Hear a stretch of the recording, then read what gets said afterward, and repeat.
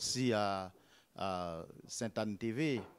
L'analyse du premier tour, mais je commencerai d'abord par remercier les électeurs qui ont voté pour nous massivement au nombre de 2496 et nous leur disons de conforter cette avance, de renforcer même cette avance. Mais notre analyse, c'est que nous avons l'impression et nous savons que nous avons travaillé pour, nous avons distribué nos programmes, nous avons distribué nos projets et la population a adhéré massivement et fortement.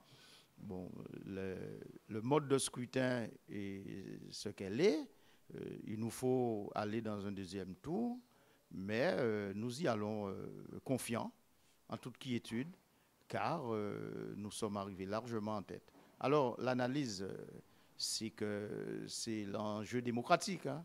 C'est que nous avons fait le travail, nous avons publié, comme je le disais, mais il reste du chemin à faire. Il reste du chemin à faire.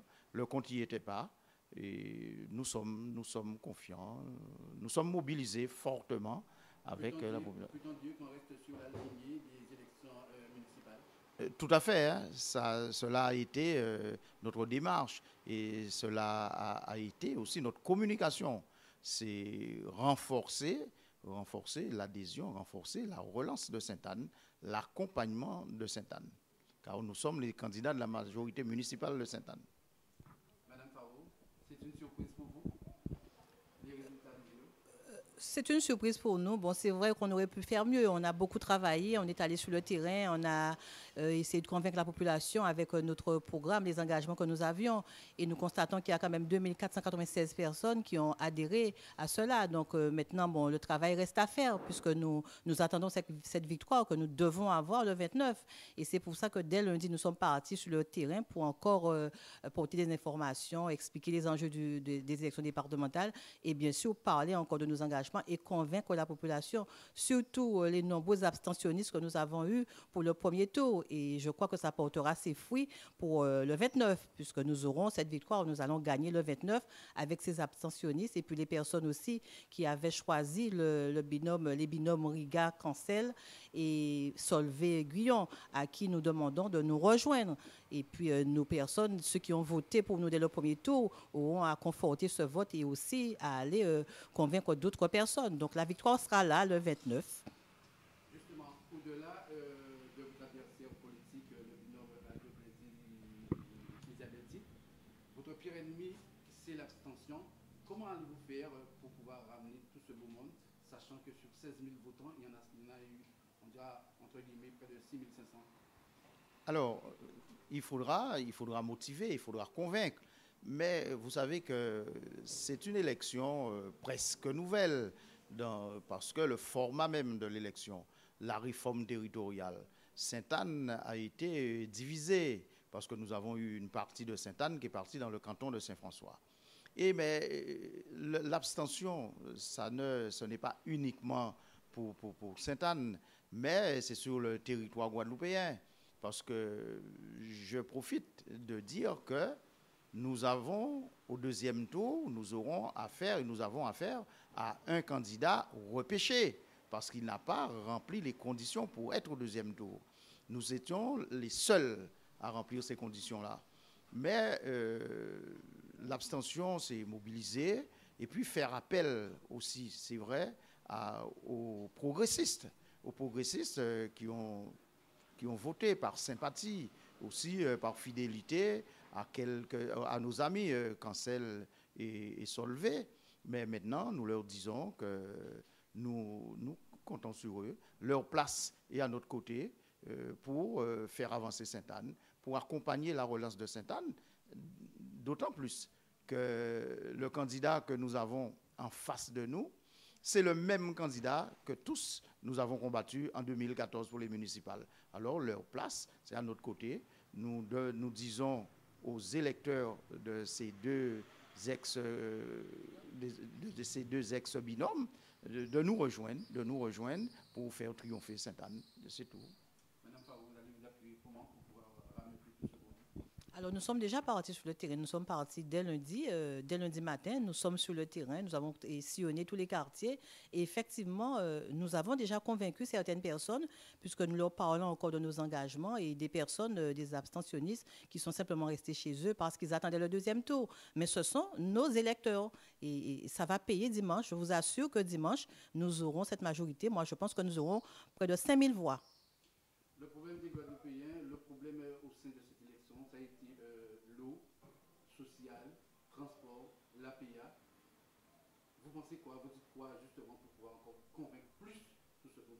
C'est vrai que nous irons au département pour travailler. Nous savons que le problème de l'eau, ça ne va pas nous rater. On sait qu'on devra travailler dessus et trouver une solution, bien sûr, parce que ça fait trop longtemps que ça dure. Le problème des déchets aussi. Mais nous aurons à travailler. Et j'insiste souvent sur la jeunesse, la problématique de la jeunesse, l'insertion sociale et professionnelle. Et là, bon, moi-même, je travaille dans une structure d'insertion professionnelle et je vois le problème des jeunes qui cherchent un emploi, qui ne trouvent pas, qui voudraient avoir une formation, mais qui n'ont pas les moyens. Donc, je sais qu'avec Aurélien Abaye, moi-même, étant dans le domaine, j'aurai à travailler pour que ces jeunes, pour que beaucoup plus de jeunes soient insérés socialement et professionnellement dans notre département et d'ailleurs dans Sainte-Anne, puisque bon, on a déjà pensé au chantier d'insertion et le département devra nous accompagner pour cela. Et puis, il y a aussi les personnes âgées, beaucoup de travail à faire pour les personnes âgées, leur maintien à domicile, l'accès aux EHPAD. Nous savons qu'il y a du travail qui nous attend et nous voulons dire à la population que nous sommes des travailleurs et que nous allons être au département pour travailler pour les intérêts de la ville de Sainte-Anne, mais pour le département, pour nos personnes âgées, pour nos jeunes. Oui, effectivement, hein, sans se répéter, nous sommes en binôme, c'est la cohésion totale, et c'est la loyauté. C'est vrai qu'il y a des grands chantiers, il y a des grands chantiers en Guadeloupe. Et c'est pour cela que nous appelons de nos voeux, et nous travaillons pour cela, pour un changement de gouvernance au sein du conseil départemental. Un changement de gouvernance pour créer une synergie loyale, franche, et respectueux même des ambitions que nous avons pour la Guadeloupe, dont le seul bénéficiaire de cette synergie-là doit être le peuple guadeloupéen et ce pays de Guadeloupe et la ville de Sainte-Anne. Mais en ce qui concerne les personnes âgées, il faut vous rappeler que Sainte-Anne, c'est la 3e commune en nombre de personnes âgées. Après les Abîmes et le Gosier, nous avons 2979 personnes âgées sur le territoire de la commune de Sainte-Anne. Nous sommes une nouvelle municipalité et sur le terrain, c'est ce qu'on dit, on diffuse, et que la commune, en collaboration étroite avec le département, il faudra recenser toutes les personnes âgées de cette commune de Sainte-Anne et travailler en symbiose avec le CCAS afin de répondre aux besoins de ces personnes âgées, que ce soit au niveau même du transport, au niveau même de l'aménagement de leur habitat pour ceux et celles qui ne veulent pas aller en EHPAD, car nous savons très bien que nos aînés, quand ils ont construit leur maison, ils avaient 30, 40, 50 ans, et ces maisons-là ne sont plus accessibles. C'est pour cela que nous disons, à côté des allocations, des aides, des subventions qui sont allouées par les services sociaux, le conseil départemental, pour l'accompagnement de la personne âgée qui veut rester à domicile, devra aider en attribuant des prêts, je dirais même des prêts sans intérêt, à rembourser sur 5-10 ans selon les conditions, selon la possibilité des aidants familiaux. Car aujourd'hui, le placement en EHPAD, les 80% des placements en EHPAD est pris en charge par le Conseil général. Mais les aidants familiaux ont aussi leur vie à construire, ils ont aussi la vie de leur famille, ils ont des enfants en études et ils n'arrivent pas à joindre les deux bouts. C'est pour cela que nous disons que nous devons, nous, en tant que conseillers départementaux, aider fortement, accompagner ces aidants familiaux et développer même l'aide à domicile. Vous êtes pour un renouvellement total de la classe politique qui gère aujourd'hui le Conseil général?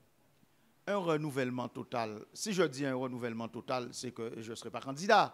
Mais je sais que je suis un candidat sortant. Sachant que les politiques ont péché quelque part. les politiques, certainement, ont péché. Il y a eu un manque d'ambition.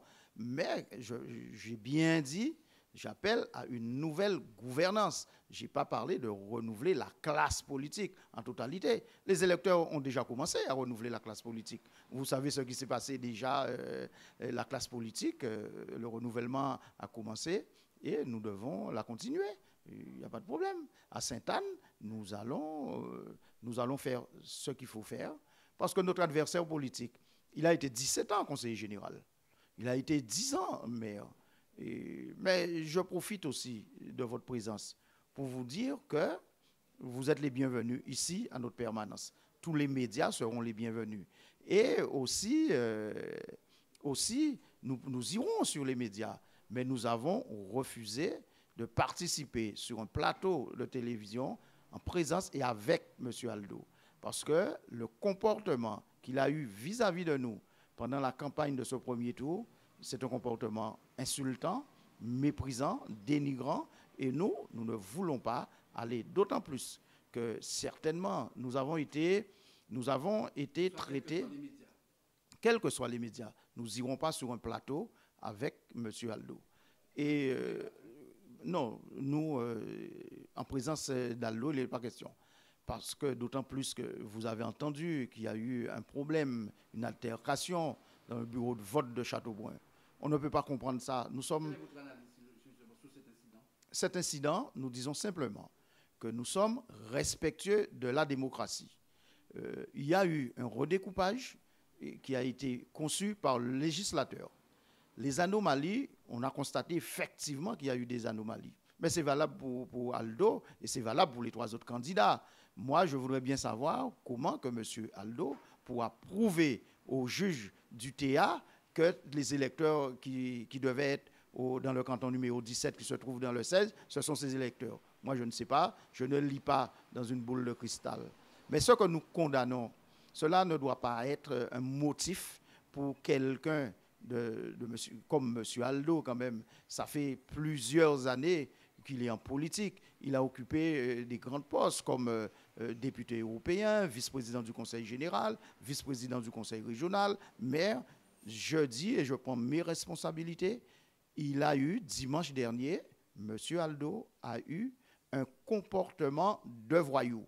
Et par respect pour la population, pour les électeurs saint-anais, par respect pour la démocratie et en soutien à notre collègue adjointe au maire qui présidait le bureau de vote, nous ne pouvons pas aller sur un plateau de télé ou de radio en compagnie et en face de M. Aldo. Le département, c'est la solidarité. Eh bien, nous y sommes en solidarité, nous n'y serons pas. Mais nous sommes prêts à recevoir ou à aller sur n'importe quel plateau, quel que soit le format choisi, sauf le débat. Madame Faro, Madame Pouillet, pardon, on sait que justement le collègue agressif, c'est une femme. Vous approuvez, vous êtes votre analyse également? Par rapport à ce qui s'est passé? De toutes les façons, moi, je condamne ces comportements. Bon, ce qui est triste, c'est que moi, je suis une femme en politique.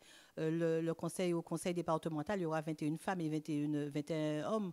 Donc, je pense que nous, les femmes qui arrivons maintenant, nous devons être des exemples, des femmes qui travaillent, des femmes respectueuses. Et quand je vois que le candidat, l'adversaire, a un binôme, une femme qui est comme lui, qui méprise, qui est dans le dénigrement, qui méprise, moi, j'ai un peu de la peine, puisque ça, c'est pas la femme. C'est pas la femme. La femme en politique doit être une personne respectueuse, qui fait son travail, qui a un charisme et tout. Mais là, c'est pas, ça me fait de la peine. Ça me fait de la peine. Alors, justement, priorité aux femmes, le discours de la fin pour pouvoir convaincre. Alors, moi, je demanderai aux électeurs de Sainte-Anne, du canton 17, de faire le choix de la liste Sainte-Anne en mouvement pour une Guadeloupe solidaire, Aurélien Abaye, Lydia Faro-Coriol, Mariette Mandré et Bruno Désiré. Parce que, bien sûr, c'est la meilleure équipe. c'est une équipe qui incarne la solidarité, je dirais même l'amour, le partage, la sincérité, la vérité, la cohérence. Une équipe de la majorité municipale, une équipe du phare, la force d'action pour le rassemblement et le développement de Sainte-Anne, qui respecte la population, qui respecte les gens, qui respecte la parole donnée et qui est sur le terrain, qui est proche de la population et qui a de la proximité. Donc pour moi, c'est la meilleure équipe, il n'y a pas photo. Les électeurs du canton 17 doivent choisir cette équipe, Sainte-Anne en mouvement pour une Guadeloupe solidaire. Et dimanche, nous allons gagner. Merci. Alors, rajouter, c'est juste un appel aux abstentionnistes qui puissent se mobiliser massivement. Le chemin, c'est le même chemin que pour les élections municipales. On n'a pas de problème à ce niveau-là. Et surtout, hein, je le rappelle, aux électeurs, aux progressistes, aux électeurs des deux binômes Cancel et Riga et Marjorie Guyon et Solvay. Je leur dis que leur place est à notre côté. Nous faisons partie de la même famille politique, la famille de gauche, la famille progressiste. Alors, nous demandons aux électeurs de nous rejoindre afin de faire triompher Sainte-Anne, afin d'amplifier l'accompagnement de la relance pour Sainte-Anne. Sainte-Anne a besoin de nous. Sainte-Anne a besoin de tous ses enfants.